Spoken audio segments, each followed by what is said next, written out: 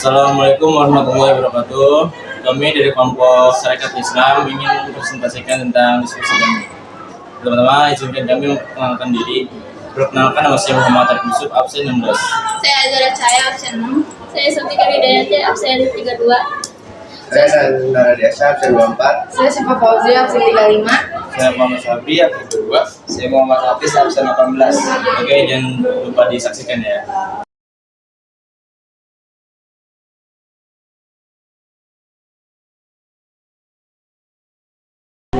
Pada mulanya, Sarekat Islam lahir karena adanya dorongan dari R.M. Tirtohadi Suryo, seorang bangsawan, wartawan, dan pedagang dari Solo tahun 1909. Ia mendirikan perkumpulan dagang yang bernama Sarekat Dagang Islam atau SDI. Perkumpulan itu bertujuan untuk memberikan bantuan para pedagang pribumi agar dapat bersaing dengan pedagang Cina.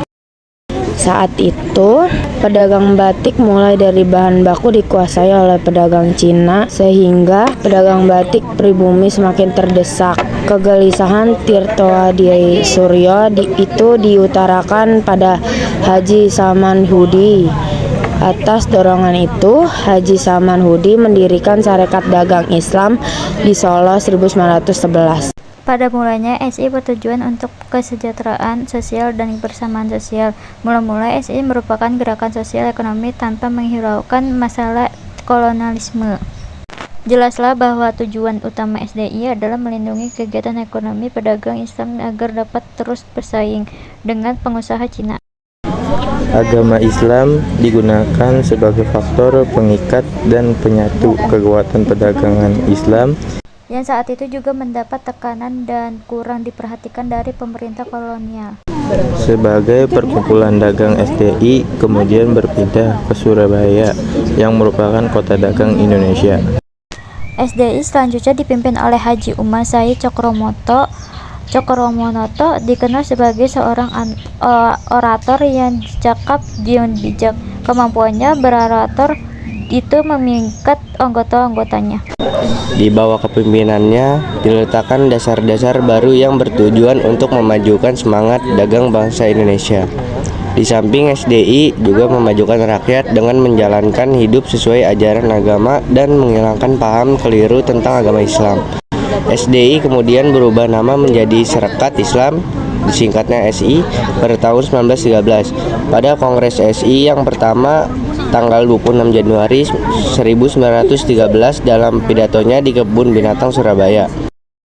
Usaha di bidang ekonomi itu nampak sekali dengan didirikannya koperasi di kota Surabaya. Usaha itu dimaksudkan untuk membebaskan kehidupan ekonomi dari ketergantungan bangsa asing. Majuan yang dicapai oleh SI itu dianggap ancaman bagi pemerintahan kolonial. Pemerintah kemudian mengeluarkan peraturan untuk menghambat laju pertumbuhan SI, yaitu cabang harus berdiri sendiri dan terbatasnya daerahnya. Pemerintah kolonial tidak keberatan SI daerah mengadakan perwakilan yang diurus oleh pengurus sentral.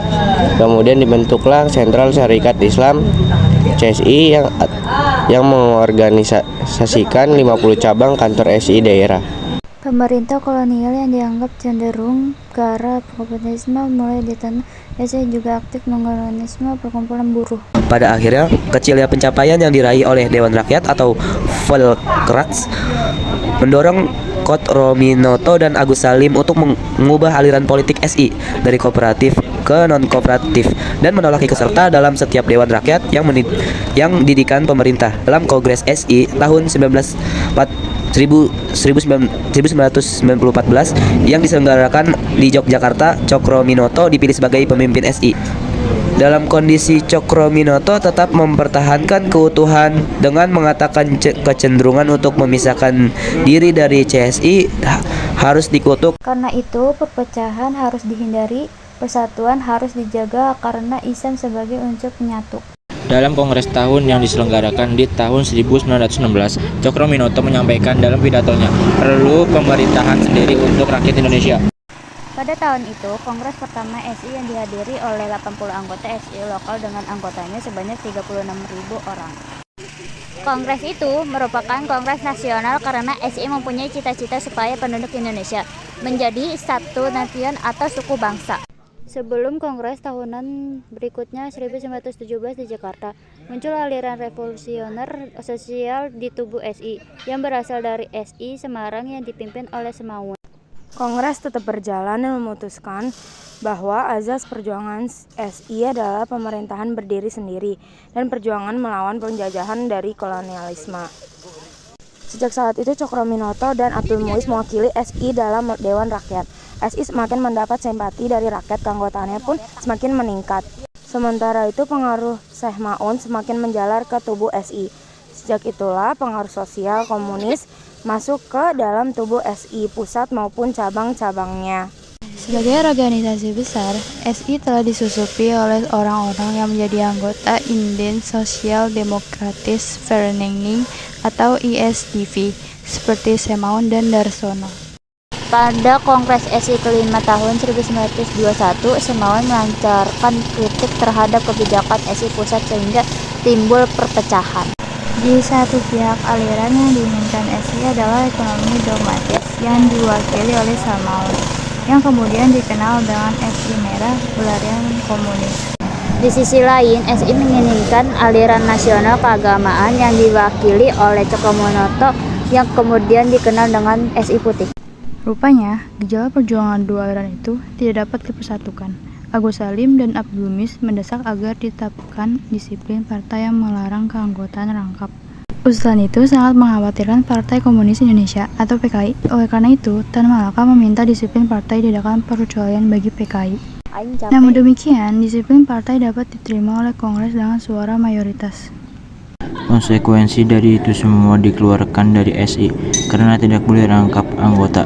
Dengan demikian, langkah pertama dari pengaruh PKI ke dalam tubuh SI telah sangat diatasi.